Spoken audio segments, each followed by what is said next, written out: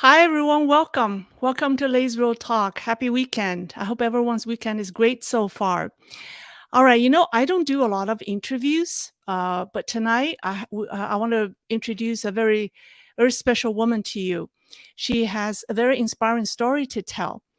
I think this is my second interview. Right. Last time when I did the interview, it was with Dr. Yan, the psychiatrist. Lily Tang Williams, she, like many immigrants from mainland China, her life in America is a journey of self-discovery, obtaining new understanding of the country she left behind. And also, the journey is a process of learning and appreciating of a new political system and a type of governance. And I found her devotion and passion to America very inspiring. And we will have her tell her stories later on. So let me bring her. Let me bring her on. Here we go. All right. Hi, Lily. Welcome. Well, thank you for having me, Lei. I cannot believe it because I watch you quite often. Now here I am with you and with your audience. Okay, I'd love to have you. Yes, like I said, I don't do a lot of interviews, but uh, it's great to talk to somebody who have similar background. We both come from mainland China, and have both lived in this country over 30 years. So and we're both devoted to our newly found country. So it's a love to have you on my show. All right, let me please allow me to give a brief introduction of Lily. So for those of you who don't know her well enough, so Lily was born in Western Szechuan and experienced poverty growing up. Her father, as she told me yesterday, was orphaned at a young age and was chosen by the government to work at the Wuhan iron and steel factory at the age of 17. And her mother suffered poor health and wasn't able to do a lot of work. So Lily's father worked very hard to support his wife and 3 children. And thanks to Lily's hard work and talent, she went to study law at Fudan University in Shanghai and became an assistant professor there after graduation. She's outspoken and passionate, but was disappointed with the way she was supervised by the party leadership at her department, or the department of her school. So she decided to come to the United States. With the help of a professor at the University of Texas in Austin, Lily came in 1988. On the day of her arrival, she met her future husband, John. She got her master's in administration and planning in Texas. She said it took her 20 years of living in America to realize the impact of CCP's indoctrination on her. And when she realized that, it was a moment of reckoning. She became interested in American democratic process and ran for Colorado State Senate in 2014 and for the U.S. Senate in 2016. She's now running for the Congress in New Hampshire's 2nd District. All right, so Lily, I hope that's an accurate description of your background. You said that it took you 20 years to realize that you've been subject to CCP's brainwashing and indoctrination.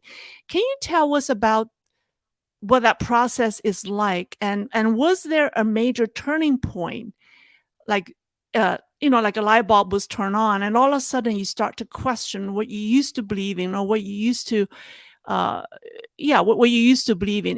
Was there a moment where someone said something? I want to know that process. Well, the process is that, I had a few major turning points in my life. One was 12 years old when Mao died.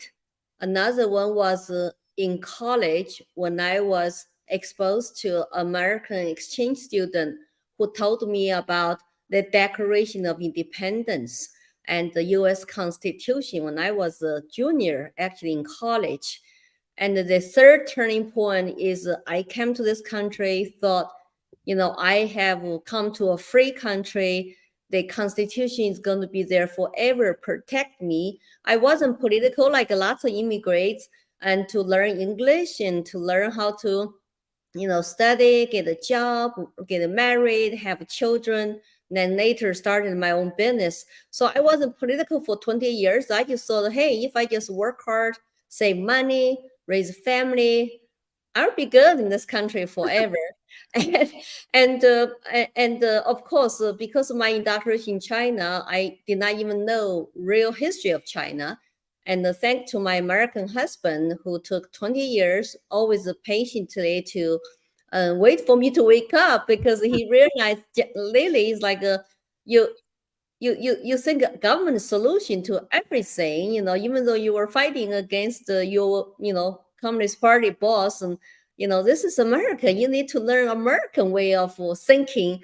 So he started to recommend me to read some books, and like I remember first book I read is Free to Choose by Milton Friedman, which is a free market economist.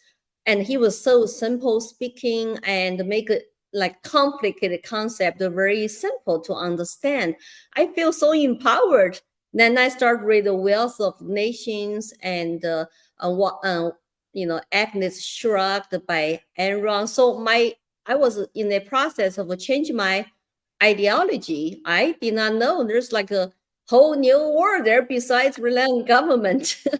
And the government is solution, that's how we were taught in China.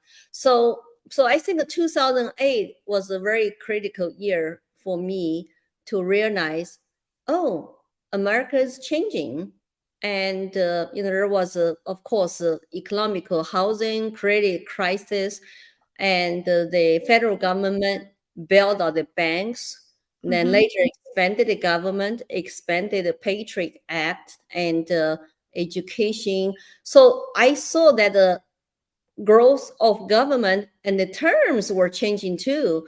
It's like we have to basically use government to deal with capitalism start working, so we need to use governments. Like, oh, that doesn't sound right. So I think throughout that process, finally I realized, oh, I was really looking for different solutions to the society problems.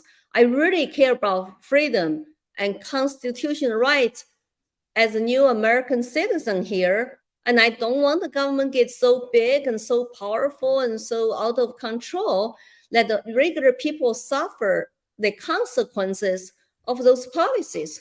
So I declare myself independent in 2008. It's really about my mind, because when you think about it, when you were living in China, I did not know I was actually like a little communist slave, and you were told how much to eat and how to think, what to wear, what song to sing, long live Chiang Mai Mao, and Socialism is great. And there's a song called, yeah. never question anything, right? Never question anything. And so when I come here, it's like I really start to learn about real China.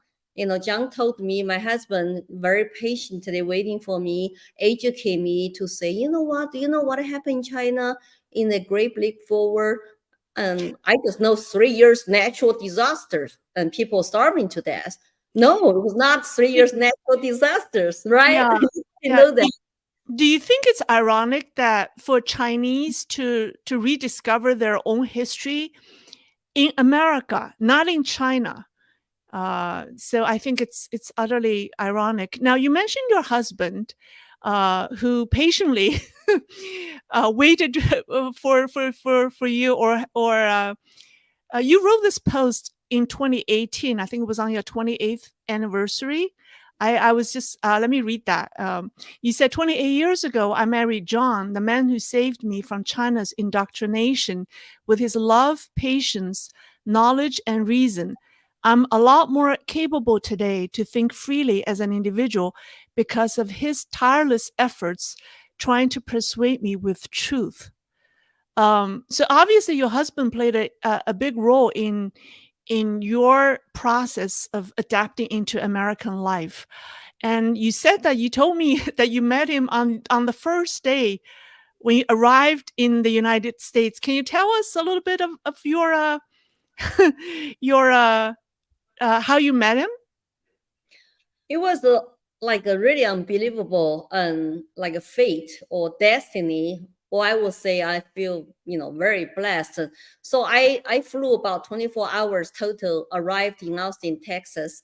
My sponsor, American professor in UT Austin, picked me up at the airport. And he said, let's go to meet your future dean of a graduate school in social work.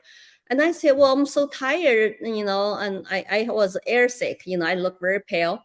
And but he said, no, they're all waiting. So I knock on the door, which is next door neighbor to my professor. And here it is this very earthly, motherly woman to say, welcome to Austin, Texas. And she was dean of my school, but I did not know she would become my future mother-in-law. And she turned around to say, meet my oldest son, John. And so I met him before I even went to my sponsor's house. Oh, I remember John was very tall because I'm 5'1", he's almost 6'1", and he got really, really dark blue eyes. And I just came over from like 1.4 billion Chinese, right? Or that time 1.2 billion. And I always tell people, he looks so alien-like to me, but I was the alien in the country. And of course, I say hi. I couldn't speak English well. I was very shy because I couldn't speak very well. And so I just remember everybody was super nice to me. And he invited me to go tour campus and drive me to campus. And I couldn't communicate. I carried a little notebook with pencil to write down all the English words so that I need to go home to check dictionary to learn what it is. And so he become like my English teacher at the beginning. And I think after 3 months, we started to date. We dated about 18 months before we got married. So that was very magical, just unbelievable. Was your dean surprised when she found out that her son actually married the student that she was hosting? It's kind of interesting. My mother-in-law actually saw my picture from my sponsor to say, can you help the student to come to this country? She really did not like to live in China. She was kind of, depressed and can you help her? But her English is not good. As a dean, I think she could waive my GRE test. I could not pass GRE because I did not have good English. And so I guess I consider myself to be very lucky. So she waived my GRE and I got into the graduate school. I even did not know what the social work is about. I just wanted to, escape China and America was my promised land. I did not care what to study and I didn't have money either. So I needed my sponsor to help me. And so it's unbelievable. When she saw my picture, she said, my son might like her. And then she told her son to say, we got this Chinese student come over. She rides horses. And so my husband imagined I would be like a Mongolia woman, big and tall and riding horses. And she said, Mom, I'm not interested yet because we have lots of Chinese students in our physics department. And so it's like they are Chinese students in his physics department? Yeah, in Texas, A&M was like 2 hours away. And, lots of students, Chinese students come here. They all study math, science. Physics. Yes, physics, because, and it's science. Yeah, I came here to study like social works like I never heard of before. And I couldn't get into math science because I got a law degree in China. So it was very difficult because language-wise, you have to learn language, you have to understand what professor is saying, and it was very difficult. But I was determined to learn. He basically become my English teacher and trying to teach me. Wow, what a great story! It's very it's very touching. So, all right. So now I've been asked this question a couple of times. I hope that maybe you can offer some insight or advice or advices. I was asked by my viewers whose spouse are Chinese. They have married Chinese. They have a Chinese wife, and they find it difficult to talk to their wife or maybe spouse. It could be the other way around. About the Chinese government, whenever they, talk about, negative aspects of the Chinese government, their Chinese wife would get defensive, and they don't want to listen. So I have viewers who ask me for advice how they can talk to their spouse or their wife about, the truth about the Chinese government or the CCP without getting them upset. I mean, you've gone through that. So do you have any advice for them? Well, I would say that I understand the situation because I was like that. When I first came over, when I hear people criticize China, I become defensive because I was homesick. And, I was still trying to adapt to the new country, new culture here, even though I did not like lots of things, with the Communist Party, my boss and all that stuff. But I did not have ideology. I did not understand China well. I did not know real, even CCP history. So when people criticize China, I say, no, it's like, that's not true, blah, blah, blah. I trying to defend China. And then my husband said, Lily, it's like I saw you were fighting in China for freedom, but you come here, you defend China. It's like you're really patriotical. You just don't understand the truth. So he was trying to just give me a little bit truth at the time. So I think that he was patient because the politics was not the focus of our life. We love each other. We got married. We raised 3 wonderful children, bought a house. And I started my own business, and he supported me when I was not profitable in my self-employed business. All that process take 20 years. And he was just there to, if I have questions, I will ask him. But he always asked me to read some other books to say, you were really indoctrinated and you did not know the truth about China. So he started to tell me about how many people died of starvation and what is the true cause. And also what happened to Shanghai so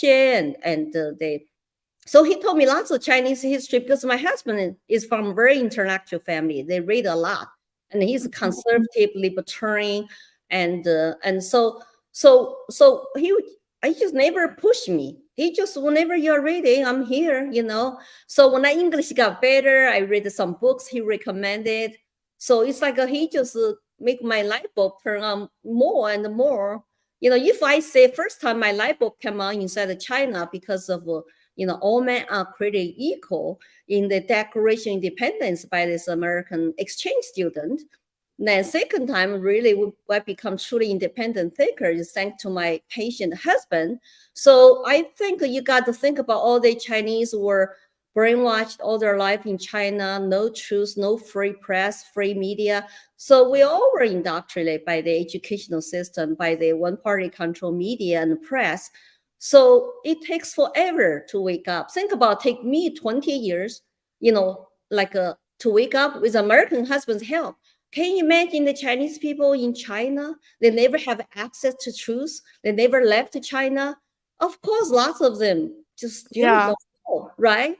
Yeah, you were living in the US and took you 20 years. So if they are still living in China, even with an American spouse, it could still be very different because the environment is very different. Right. So I'm just grateful that he was there for me. He was very patient. I gave him all the credit, and he like helped me to really become an independent thinker and exposed to me to other ideologies. For example, free market capitalism, Australia economics, and libertarianism, and constitutional republic. So I learned all that concept. So when I become a citizen and really was ready to get involved and trying to even join the party, right? It's like, hey, I become citizen. I want to learn about how my new country works. I look into, the platform of Democrat Party, Republican Party. He also told me there are some other third parties. I said, oh, you're too small. You cannot win. So You're practical. I know. So I was very practical. I said, okay, I when I first become citizen, I actually look into Republican Party and Democrat Party platform. I really like this small limited government concept because after I read the books and watch some movies and talk to John, I said, okay, I like lower taxes. I like limited government, and that's At least that's what they say in their paper, in their platform. So from a foreign student to American citizen, from independent to Republican, until 2008. And I got upset. I was Republican that time, and I left. And then I went to Libertarian Party for a few years. They want me to run for them. And I said, I don't even speak English well enough. They said, well, we just want you to be a line holder, just to run, just learn how to speak. So it was very easy because they need the candidates badly at third party. They put my name on the ballot in Colorado. And so I started to practice speaking to say why I care about freedom, why I love this country, come here for prosperity, to live an American dream. And I found out people gave me big chairs, big hands. And I kind of feel like, I'm making impact. People like my stories. And so that's how I started. Of course, before that, I went to an entire different process from HOA board. I know. I was so blown away by your story about you started your campaigns, or public service experience when you ran for the home HOA board, the homeowners associations, because you want to reduce the condo fee. Well, we own a primary home in Colorado, and they, when they increased my monthly dues, I said, why? I did not know why. I don't like it, right? Because I was laid off as a home, and we're trying to make every penny count. And so I said, I'm going to a meeting. So I just walked to the board meeting, and it was in the newsletter. I walked to the meeting, I asked my questions, and they explained to me why, revenues and costs, expenses, and people vote for it. And I thought, listen, if you don't like it, hey, we have open seat. You want to run, you can be board member so you know what's going on. Okay, so I ran and, get voted in and serve my community of about 340 family households and learn the budgeting process. I also was curious about my new country when you talk about representative government, constitutional republic, but the people can vote at a local level to vote who you want to represent you. So I said, what is the most local self-governance organization I can get involved? Okay, my homeowner association. So you get monthly meetings and you go through process, you listen to residents who complain about things. So you kind of learn to connect with your neighbors, which is a good thing. I always like to connect with people, ask them questions, and they also sometimes, tell me about their concerns. And then they taught me how to actually speak better English too, because I had to learn that. And so it was a great experience. And later, after that experience, when my children went to elementary school in public school, I kind of did not like that because two boys were kind of like could not be natural boys. It was very strict, and they go to principal's office a lot because their boys' behaviors. So I went to a parent who said, hey, 3 parents are starting this charter school, and we have a self-governance board made up from parents. I thought that was interesting. Oh, we have a choice to take a kid from a regular public school to parents-controlled charter school, which is like 90% of maybe money goes with students. So we did not have school bus and lunch, stuff like that. But that's okay. I thought if it was better education, parents could have better control. So I put my kids in charter school, and I become very involved. And when they had the opening, I ran for the board member. I got elected. And you became the chairperson, right? Well, yeah. So when the position opened, I was there serving board member already a year or something. I said, I will run. So I become chairwoman. And the new principal we hired, she did not do a good job. And so I'm the one who made a phone call, say, excuse me, your employment contract will not be renewed.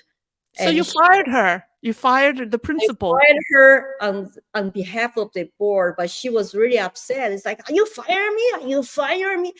I said, yes. I said, I'm sorry, but we decided not to renew your employment contract. So I stay calm and professional, and she's gone. But after that, I hang up the phone. I feel so empowered as a parent, because you could never have a parental rights and control in China in education.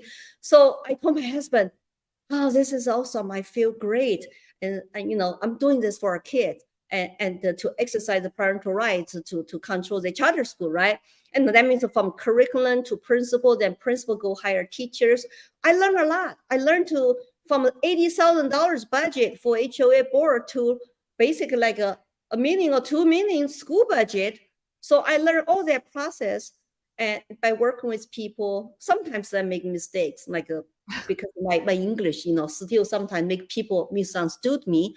But that's okay. So I try to be professional and respectful and civil, always be open-minded, listen to people. And so that's where my so-called, you know, like 10 years and, you know, like a grassroots political or citizen activist career started. Okay.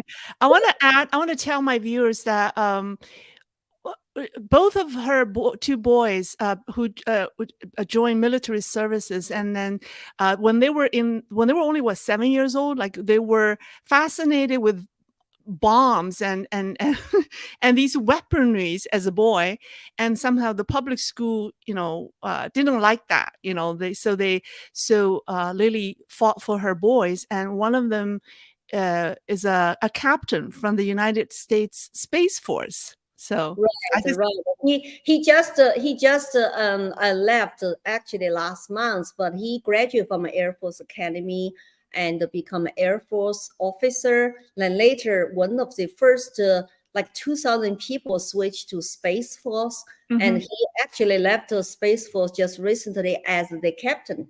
You know, Okay. Captain Williams, and we're very proud of him. He's a total patriot, and both of my children, you know, we have 3 children. Youngest is daughter. They all are patriots. I raised them to love this country because I always, you know, call the tiger mom, you know, at dinner table, talk to my kids about what you learn today in school. So trying to deprogram them too, right? If something's not right, and we will say that's not right, okay?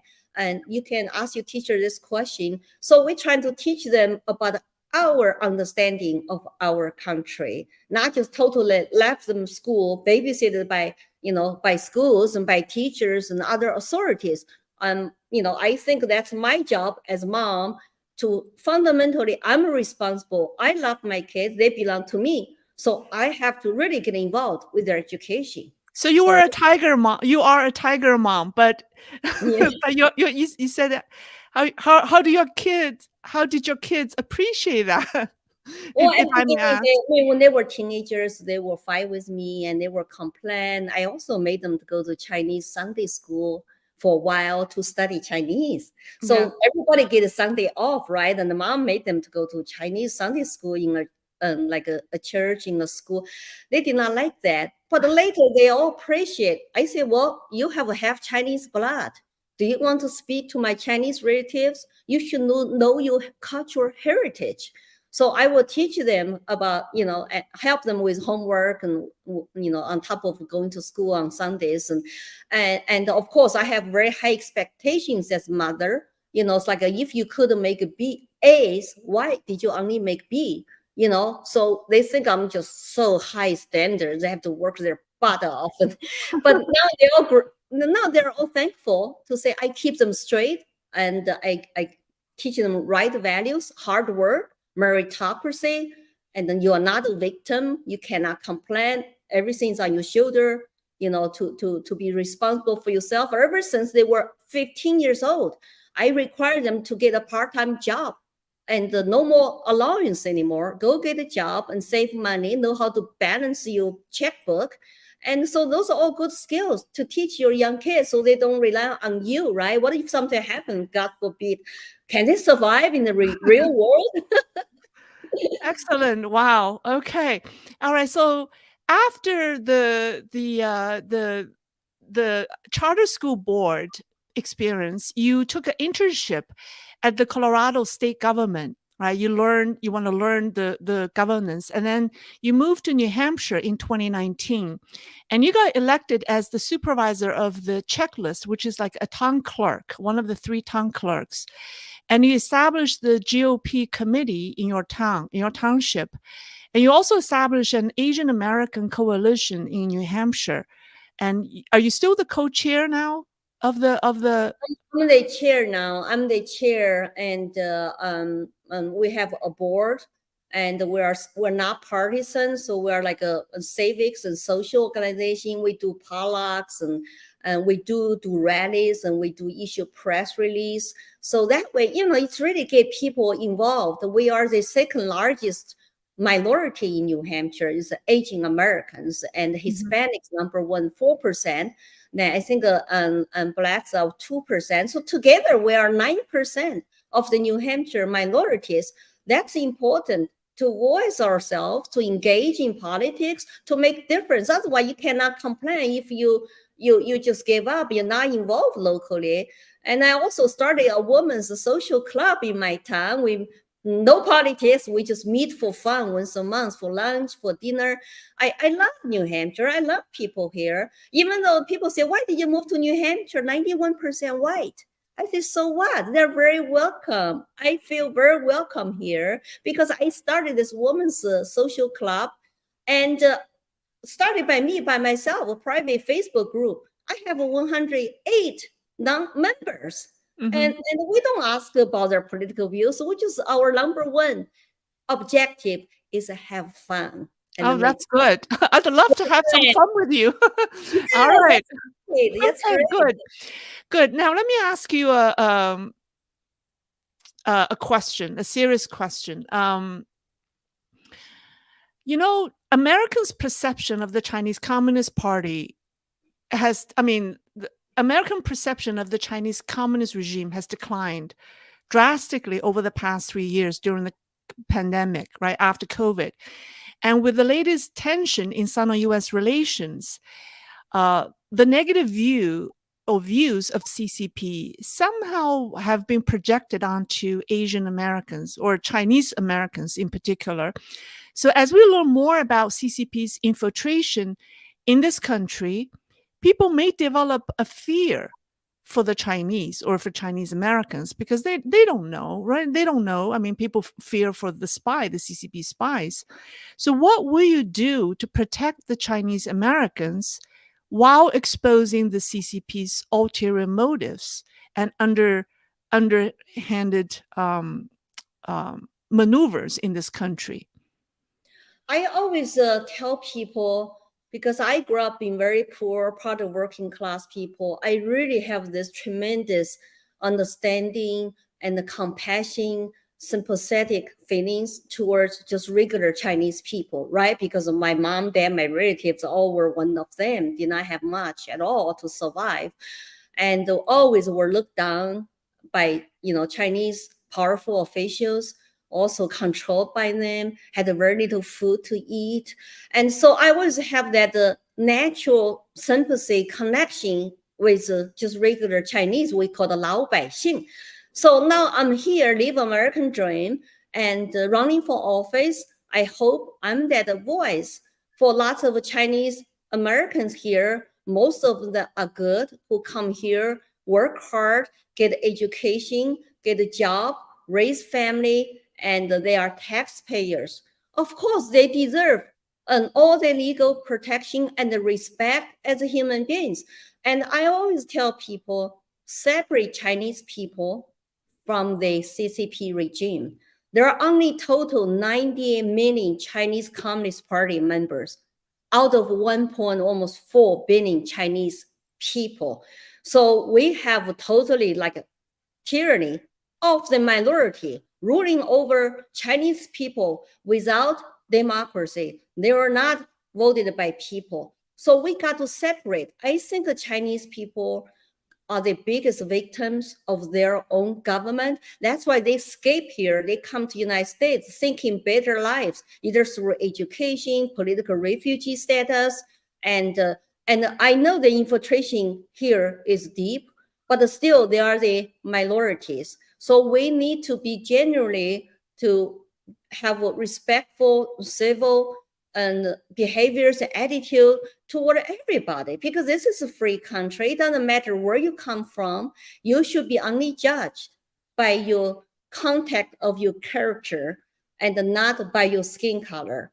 That's why I'm against all the critical race theory, DEI, crimes against agents, affirmative action, discriminate because people scam. We should really judge people on meritocracy. So if I say anything that I think I need to advocate and for those people who don't have voices inside China or here, and I will do it. But I say personally, I never feel that problem, even though some people attack me. Oh, she's a China spy, don't vote for her.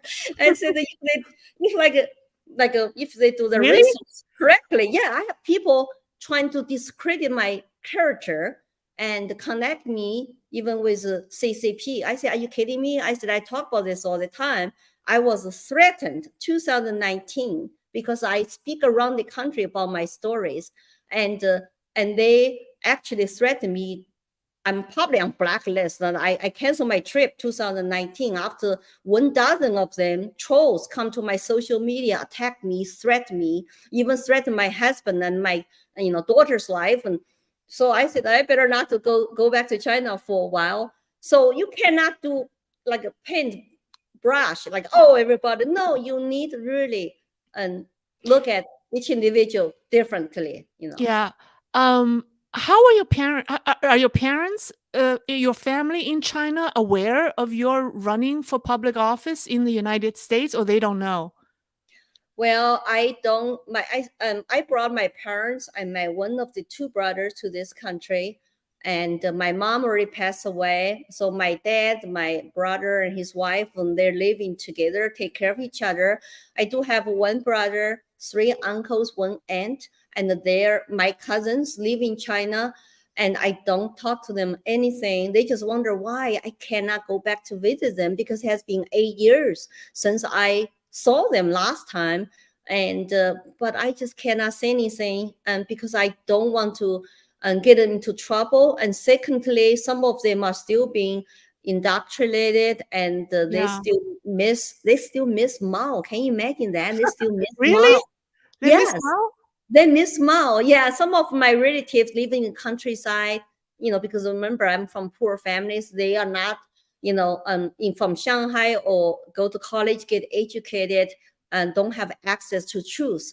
So it's very sad. Every year, Mm, December, they still want me to take 1 minute to remember the great leader.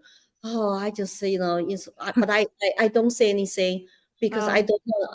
I don't. I just want them to be safe and happy, whatever mm, situation is. But I wish I will go to China someday to visit them. But I hope by then maybe they Chinese people will be more free. yes. I be Let's. sincere I when hope I go that too. there. Okay, so I'm going to ask a question about American politics. American politics right now is very divided, right? Those on the left, those on the right. Um, and I know you are running as a Republican. So how do you reach out to those who voted for the Democrats, and how do you reach out to the voters in the middle? Because I believe that, because as someone coming from China, you know how CCP, the politics in China, CCP politics is so extreme, and it's like,有我没你，有你, it's like, I'm good, you're bad. Plus struggles, right? Right. So it's like, like this in absolute, intolerant of anyone who has any different opinion, who have this moral superiority over the opponents. And that's so communist, that's so CCP. And so how do we avoid that in American politics today, should you win the office? That's my question to you. Well, I feel sad to see Americans are so divided. I think identity politics is a communist tactic in order to achieve power grab and their agendas. So I always try to be civil, respectful, and even some people might disagree with me on certain policies, issues. I always say, okay, we can just disagree respectfully. I always try to persuade them, but not force down on them and not lecture them. I just stick to my stories, my principles. I truly believe U.S. government, like and our founding fathers envisioned it's a government for the people, of the people, by the people, and their powers come from the people, who, that's why their powers got to be limited. So I do not care about People's Party registration. We have 41% independent voters in New Hampshire. I go to public libraries, I go to charity clubs, I go to Chamber of Commerce, and I always talk to people and tell my stories, and they ask me questions, and I said, if I get elected, and I will promise you, always tell you the truth. Truth to me is number one. Liberty is my North Star, and truth is something I must tell to represent people in my district. They might disagree with my stand. That's okay, but at least they can trust me, say, hey, she will not sell us out.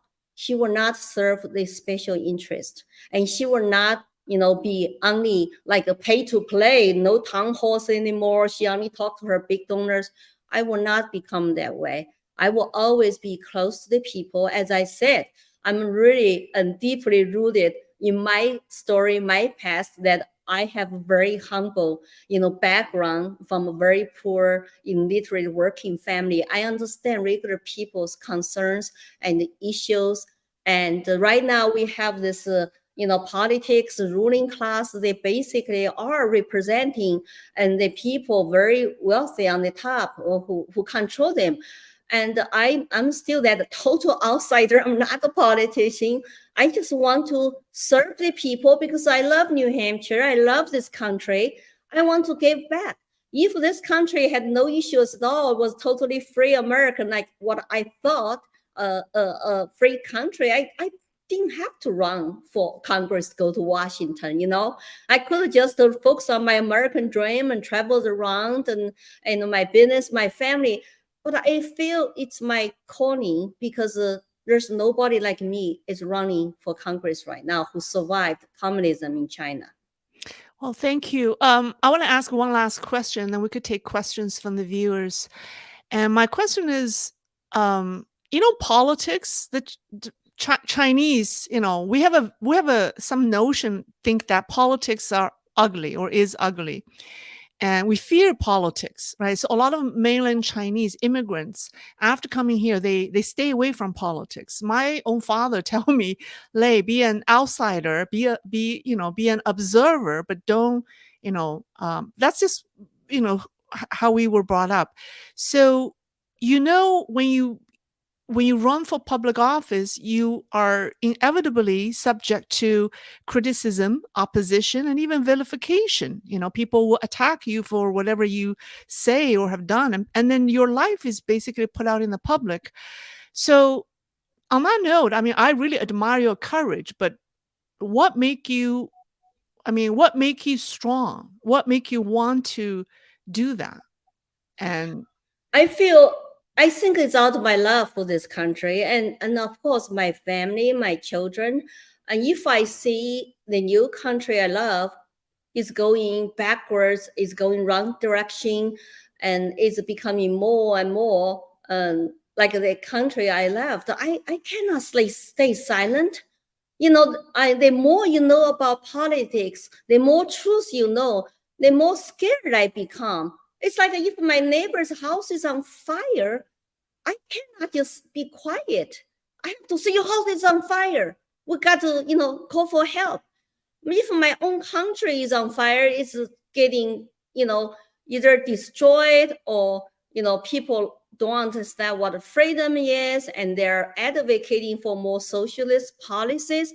And something I heard before, and of course, identity politics and the cancel culture, censorship, weaponize federal government agencies. I cannot stay silent. It's one way I give back to the country to say, I'm going to put everything online. I taking personal risks by doing this because I'm answer my calling to come out, to tell the truth, to share my stories, and to unite our fellow citizens, to remind them we don't want to go down that way because I have been there before, and I love our country for the founding fathers' vision, a constitutional republic, individual rights and liberty, free market capitalism, free speech, privacy, all that good stuff in the Constitution. I like to keep that way. And so, but who's got the best credibility to remind people? I feel it's me, somebody who survived communism and later socialism.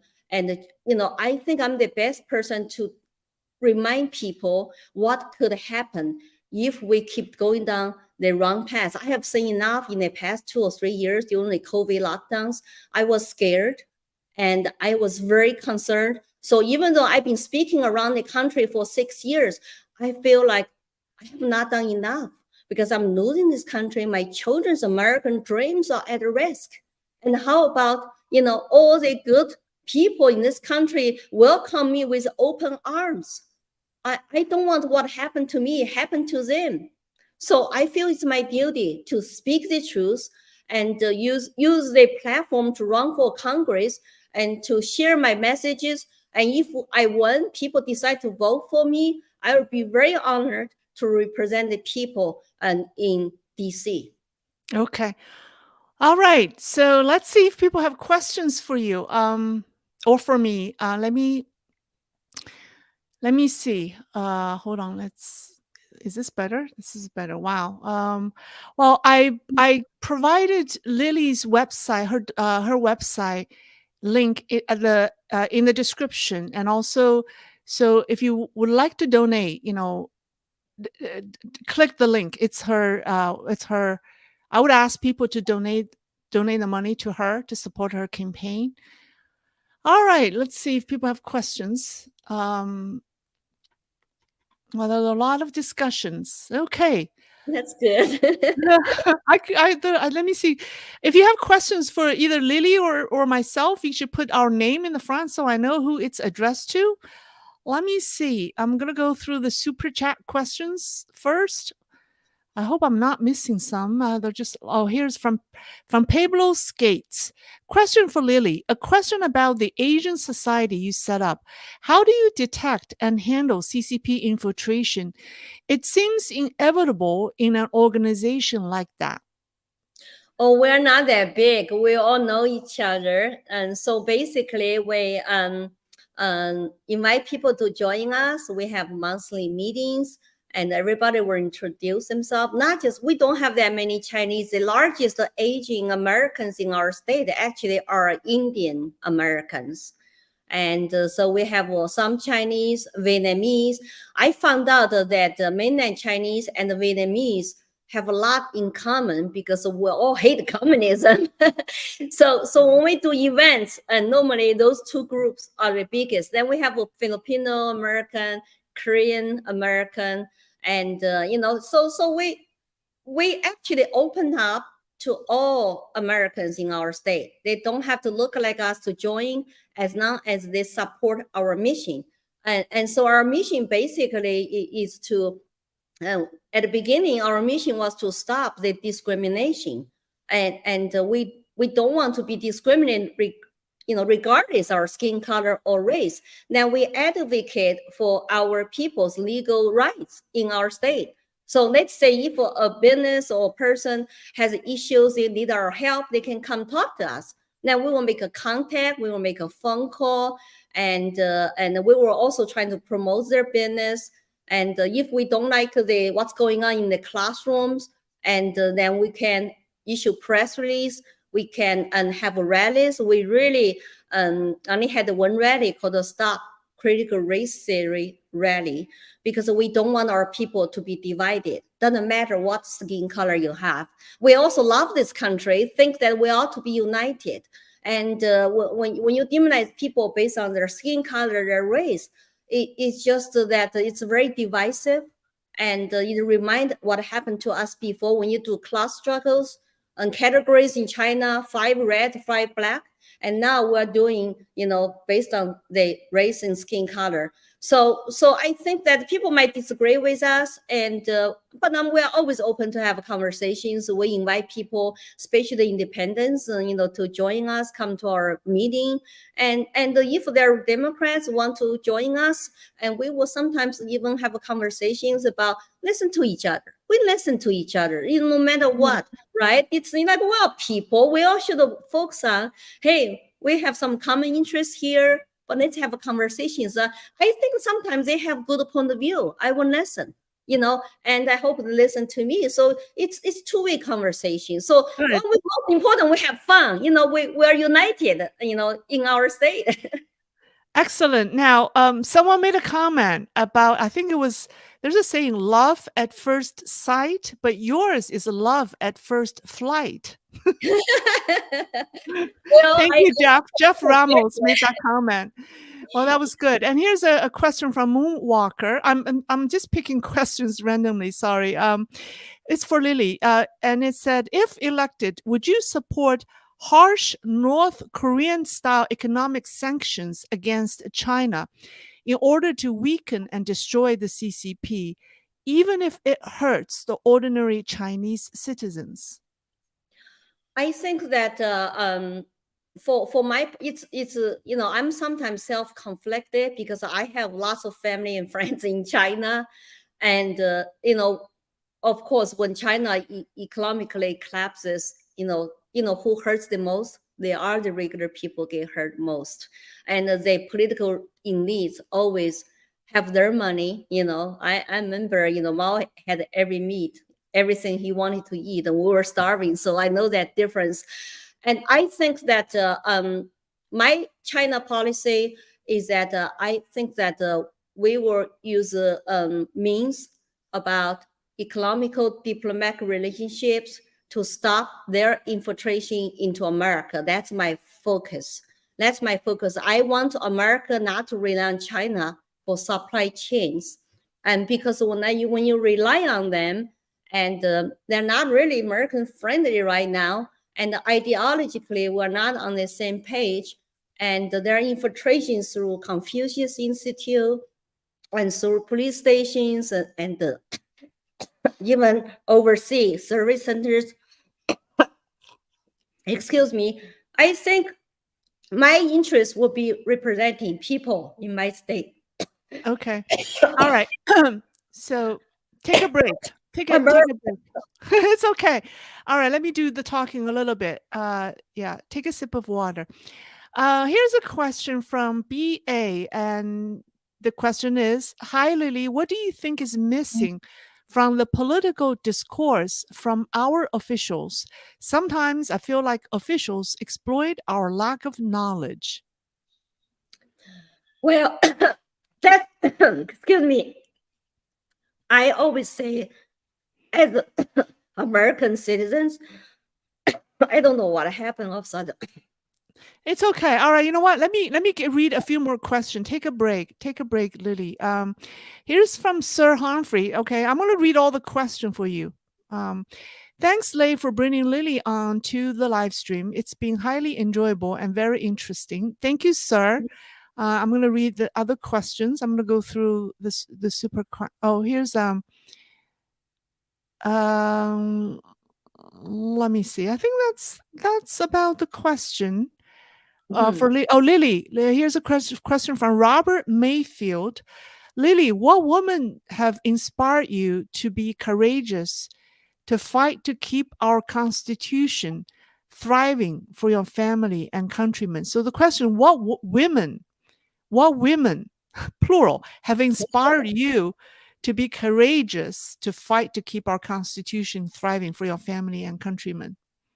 As an immigrant, and I think Iran, who wrote quite a few books, and I watched her movie also, Agnes Shrugged, and she inspired me, and I read her stories to how she came as somebody who escaped former Soviet Union, a communist country, come here and become actually an author, and also famous, I would say, kind of like a philosopher now. she's the one who, created objectivism. And so, and also Iron Lady, Margaret Thatcher, I, follow her a little bit, read stuff and her book. So I got quite a few courageous people, a woman, and I'm somehow kind of like a traditional classic feminist, because when I was in China, I was always competitive. And my great aunt always say, hey, you are a girl, you should be a girl, walk like a girl, talk like a girl, because that was kind of like, older Confucius, kind of a philosophy. But I always, but aunt, I have so many questions. I want to talk. I want to show my views. And of course, I learn a lot in a collective society. Sometimes as a girl, I need to keep my head down. I cannot be like a nail stick out to get a hammer down, But my husband always say, hey, you were born American. You just did not know it. I'm a very individualistic, and I'm a me, because I learned I'm a unique person created by God. I have individual rights and liberty, and nobody can tell me what I cannot do, what I cannot achieve. That's why I went to best university in China, and they told me, you cannot go. Your parents are illiterate, and you were very poor. They were like peasants and workers. You cannot go to study law in law school in Shanghai. I said, I can. Stop me. I can pass the most hard exams, and I can go to the university. And so I have learned that it's in my spirit. I can achieve anything in this free country if I put my mind, hard work, and into it with some luck. All right, well, that's very, very inspirational. Yeah, I think you are born American. You're Americans. You were born with American spirit. Control me that I have that spirit, liberty. I think that I come to right state, because New Hampshire, we have a famous model by the famous general, John Stark. He said, live free or die. The death is not the worst evil. I feel like I just connected with that, so that's why I'm not going to be silenced. I'm not going to be canceled. I'm not going to be living in fear, and not to do something I feel passionate to do. It's advocate, promote freedom, liberty, and to give back to my new country. Because what can be worse? Nothing. It's it's live free or die state. That's live free or die. That's New Hampshire. Wow. Yes. Okay, good. Okay, so we have a question from Jeff Ramos to Lily. What's your opinion on Guo Wengui? Personally, I don't know that much. So the question is on Guo Wengui. I think his English name is Miles Guo. Yes, I don't know him personally. I just watched some videos. I haven't followed up closely. And he did some, videos about corruption in China. And I heard he was very wealthy. And, and then recently he was arrested. I really have not paid attention, because I don't know him well. I don't know him well enough even to say anything. And but I just know he's kind of famous in this country, because he was on lots of shows. I even don't know about his refugee status. Did that pass or no? I don't know. I think he's arrested. Wasn't he? He's arrested or detained, and then the judge denied bail for him. So he's that's what I know. All right. So now, Lily, are you ready for that question that somebody asked about your opinion about the political discourse from our officials, meaning American officials, and BA, the person said, I feel like officials exploit our lack of knowledge. Yes, not just officials. I think that's what worries me. It's the collusion between government officials with the big tech, with the social media companies to, together, they work together, and almost sometimes maybe feel like they don't tell truth anymore. So if you don't comply, you say something not right, you get canceled. So as regular people, when you don't have access to the whole truth, to open debate, to idea exchanges, I just went to Medical Freedom Summit in New Hampshire today. I met 2 doctors during the COVID. They had different opinions and they were censored. They lost their job because one doctor, like Peter McCollum, he was talking about early treatment for COVID patients that could be effective, save their lives. But he was censored. He was crucified. His interview on Joe Rogan show, and was basically, I think, censored. People even trying to shut down Joe Rogan show. It's like this is a free country. You don't have to agree with them, but what's wrong with them to talk about it? So when people don't know the truth, you can say, oh, they're taking advantage of the regular people who just ignorant about politics. Most people are busy working, raising families, paying taxes, work. Some people I know are 65 still working, so hard because they cannot afford to retire. And it takes time, energy to follow politics. That's why, you're supposed to represent the people. You need to keep your voters informed, but they don't. So we got this situation now that the people are denied to know the truth, or they think you are too dumb to know the truth. We decide what is this information, what is the truth, by who? By who? I trust the people to decide. But today's American seems like any government can do that with social media and big tech to decide what is the truth. I'm totally against that.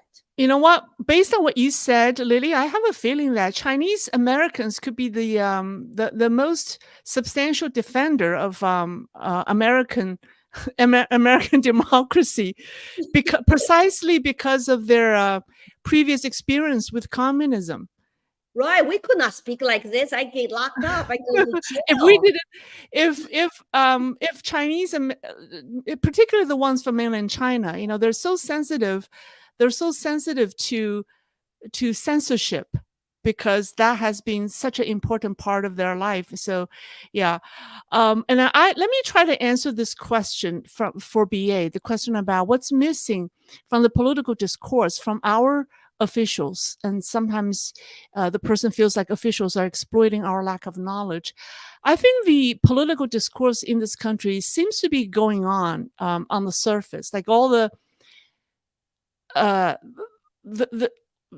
people are all the political apparatus, right? The how to say, the structure of the American political system is still functioning as before. However, I think the essence is missing because people are just saying what sounds right. People are just saying what needs to be said. However, are our politicians really speaking from their heart? So that's why I think more and more people, including myself, are being skeptical about politics, because you hear politicians saying all these wonderful things. It's high sounding, right? But you wonder, well, do they really believe in what they say, or are they really speaking from their heart? So I think the politicians who are going to do really well in the next wave of American politics, or in the next 10 to 20 years, will be the ones who are not afraid to speak from their heart. And I think that's important. And then they don't say it because it's needed for politics. They say it because they believe in that. And that's what's missing. And then if we lose free speech in this country, that means also people cannot think freely. Because when you speak, you are speaking your mind. So when you are not allowed to speak, I feel sad to say people are so worried to be called names in this country. They are afraid of speak up. They're afraid of to be canceled, lose their job, lose their career, and boycott by the activists on their business. And this is not American. And we immigrants who know better about power of propaganda and censorship, we should come out to defend the fundamental human rights, which is free speech. And so I think that if we could not speak in our native country, and this is our new country now, and we should have the courage and to speak up. Okay. Here I have a question from Mr. BA or Miss BA. The question is, I think it's addressed to Lily. Do you have a plan for when you are in office to call this kind of stuff out? Yes, as I said, I speak the truth. And there are lots of colleagues, maybe in Congress, they have different ideologies and they push for different policies. And I will call them out to say, hey, that kind of policies sounds like a very socialist to me, and I survived. And that kind of system, I think we need to, go back to founding fathers' vision of America.